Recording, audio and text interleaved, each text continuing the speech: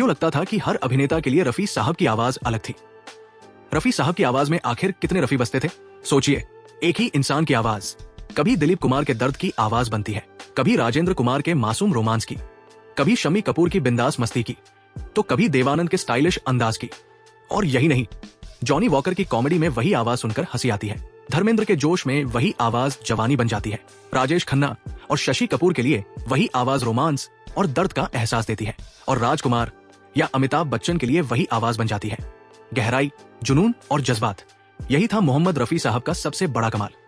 वो सिर्फ गाना नहीं गाते थे, वो किरदार बन जाते थे।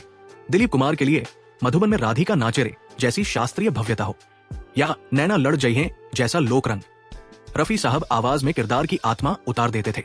राजेंद्र कुमार के लिए बहारों फूल बरसाओं में रोमांस की खूबसूरती। शम्मी कपूर की बात हो तो रफी साहब की आवाज जैसे खुद झूमने लगती थी।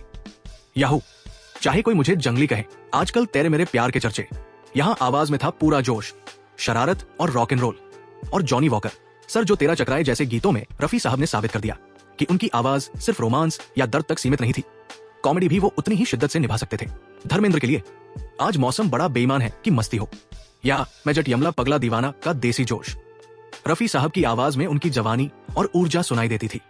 राजेश खन्ना के लिए गुलाबी आंखें जो तेरी देखी का रोमांस हो, या नफरत की दुनिया को छोड़कर का दर्द, रफी साहब ने उनकी भावनाओं को आवाज दी। शशि कपूर के लिए परदेशियों से ना आंखें मिलाना जैसे गीतों में उनकी आवाज का अलग रंग सुनाई देता है। राजकुमार के लिए ये दुनिया ये महफिल मेरे काम की नहीं, या तुझको पुकारे मेरा प्यार का दर्द। और फिर आए अमिताभ बच्चन तो तेरी बिंदिया रे जैसे गीतों में वही आवाज एक अलग भावुकता लेकर आती है। और 18 बरस की तू होने को आई रे जैसे गीत।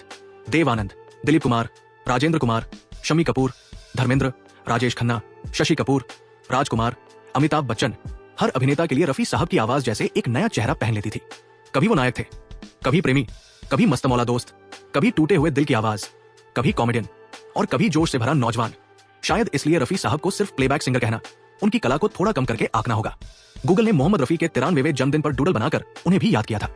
रफी साहब गाना नहीं गाते थे, वो आवाज के जरिए अभिनय करते थे, और शायद इसी वजह से रफी साहब की आवाज में सिर्फ एक रफी नहीं था, उसमें हिंदुस्तान के हर इंसान के लिए एक अलग रफी था। मोहम्मद रफी साहब की पुण्यतिथि पर उन्हें सादर नमन और विनम्र श्रद्धांजलि।